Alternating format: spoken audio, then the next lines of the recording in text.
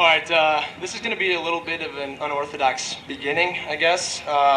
So I'm starting a vlog channel on YouTube, and I was thinking, this would be great content. So if you guys could maybe, make some noise and wave to the camera for me, that'd just be fantastic. Just real quick, one time around. Yo, what up?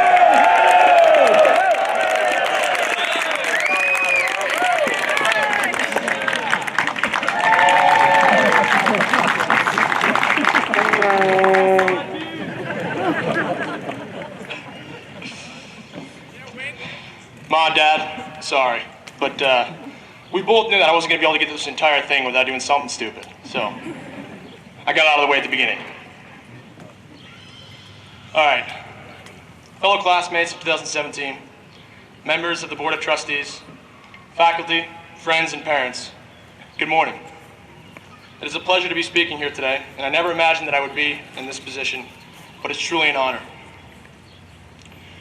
So I'm going to be honest with you. It's been about 6 days since I found out I'd be addressing all of you, and considering how indecisive of a person I am, there really isn't a ton of time for myself to feel comfortable preparing something. So really I had no clue what I was going to talk about today, and I was having trouble coming up with a topic. Then it was Tuesday night and I went over to the Weber's house to work on an AP statistic project with my friend Larry. Something was thrown out at me. It was his little brother, Joe Weber, who, by the way, was just voted our new head prefect for next year, so congrats to him.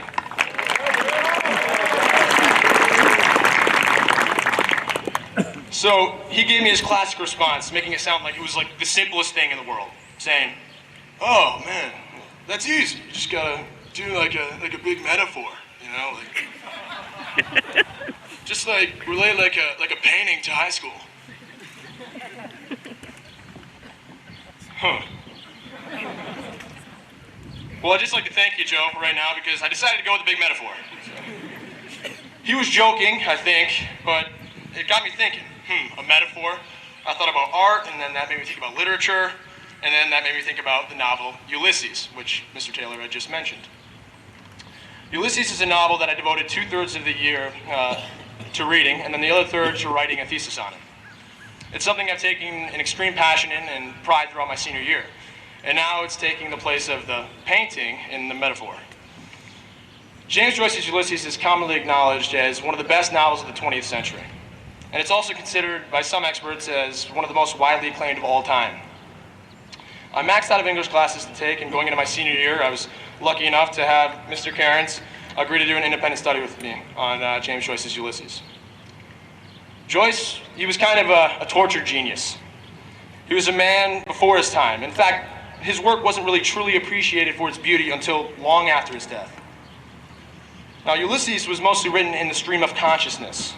Understanding the stream of consciousness narrative, to me, is like the high school experience of a teenage boy.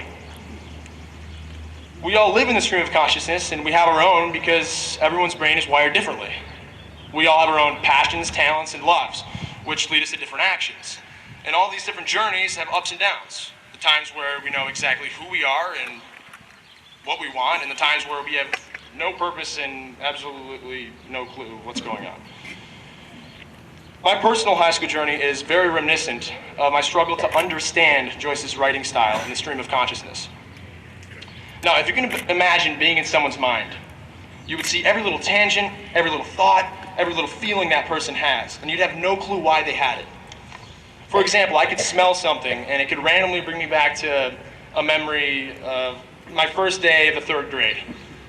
My brain is wired that way, and it makes sense to me, but to anyone else, you'd have no clue why I thought of that. This is how Joyce's writing is in Ulysses. It's a little difficult to understand. And just as Joyce is a tortured genius, high school can be both torture and genius. Just like anything, the high school experience, there are times where things just flow, and then there are times where you hit roadblocks. So before I began in this class, I was excited to attack the task, to expand as a student and do everything I could to tear apart, analyze, and understand the novel. I wanted to develop an interpretation and insight that I could take into my writing. I had a positive attitude and a lot of energy. But then I started reading. This is an excerpt from the beginning of the book. Stephen closed his eyes. I'm a stride at a time, a very short space of time through very short times of space. 5, 6, exactly. And this is the intellectual modality of the audible. So if that made sense to any of you, first time hearing it, then that's amazing. But for all of you having heard it for the first time, I'm guessing it sounded like gibberish. That's the point. I mean, what the heck is Joyce trying to say? What does he even mean by this stream of consciousness? I was so excited to read this book, but it suddenly became a very scary and intimidating thing, like I was being thrown into the abyss of the unknown. The beginning of high school was the same. All of us showed up wide-eyed freshmen with a lot of energy, passion, and goals. But then we quickly realized that as the little guys in school, everything is kind of big and scary. We walk among the halls with full-grown men. We played sports against kids 3 times the size of us. And we were thrown into a new school with a lot of new people that we didn't know. On top of that, there were so many different directions someone can take in high school.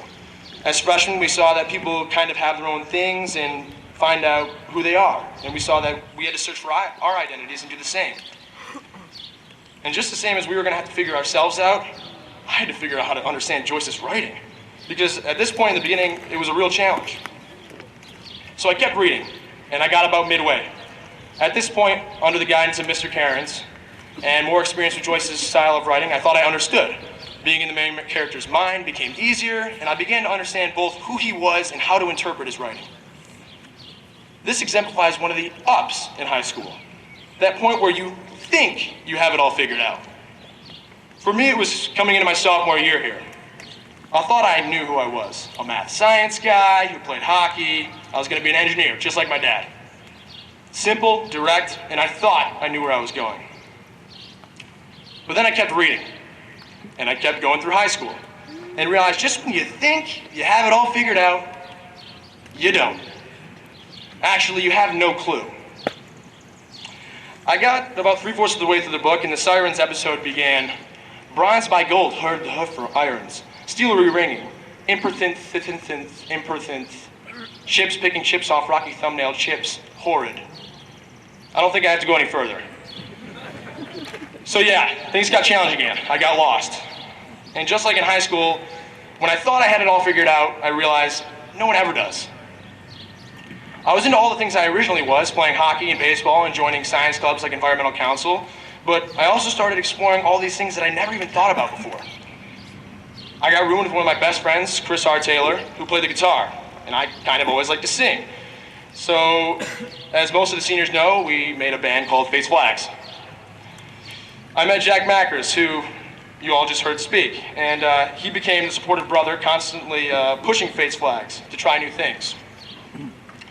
I got put in advanced history and English classes and started to really enjoy them because of the more personalized and discussion-based way the classes were.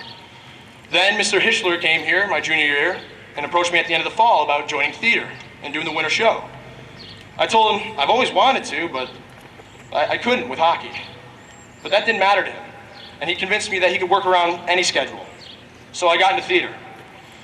My senior year, I continued into the unknown, and I dove into AP literature with Mr. Cairns, which obviously I would eventually like so much that I asked him to keep going another year alone.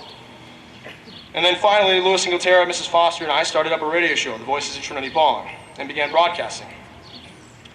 So yeah, I was lost again, because none of those things have anything to do with who I thought I was. But that's what's great about Trinity-Pawling, is that I could do all these new things while staying involved in all the things I still loved, like hockey, baseball, and science clubs. So again, I kept reading, and I kept working to understand. This senior year, I met Miss Rafferty, and we started coming up with ideas and plans for films, videos, and more. We made a creative lip dub, and it would eventually become the admissions acceptance video. And then we went on to do profiles, do photo shoots, and make short films. Her and Mr. Hoffman are the type of people at Trinity-Pawling that change lives and help students discover their true selves. They took me in this year as mentors, teachers, and what feels like family. They educated me on the entertainment industry and showed me how little I actually know and how much there still is to learn. They told me to go after anything and everything and showed me that growing up doesn't mean giving up on your dreams. And for that, I will forever be thankful. So they led me to finishing, and then I finished Ulysses, and I understood it. I understood the plot, exactly what happened to the main character, but what I didn't know was what was next. On top of his tough style of writing, the end is so ambiguous. there could be an infinite amount of interpretations from it. I knew what happened in the book, but I didn't know what effect it would have on the main character the rest of his life, just like now. Some of us find out who they are in high school, and those who don't at least learn a lot about themselves. So we may understand ourselves now, but at the same time, it's limitless on where we can go next. No one knows exactly what path they're going to take, and that's okay, because at least TP has helped us learn about ourselves. Now, as I'm hearing myself speak, what I realize is that this entire process could and probably will happen again in college. But what I wanted to touch on was that high school is a place where kids continuously find themselves, lose themselves, and then find themselves again. High school can be a tough and confusing time, but what we all lucked out on was that we had the luxury of this time being at Trinity-Pawling.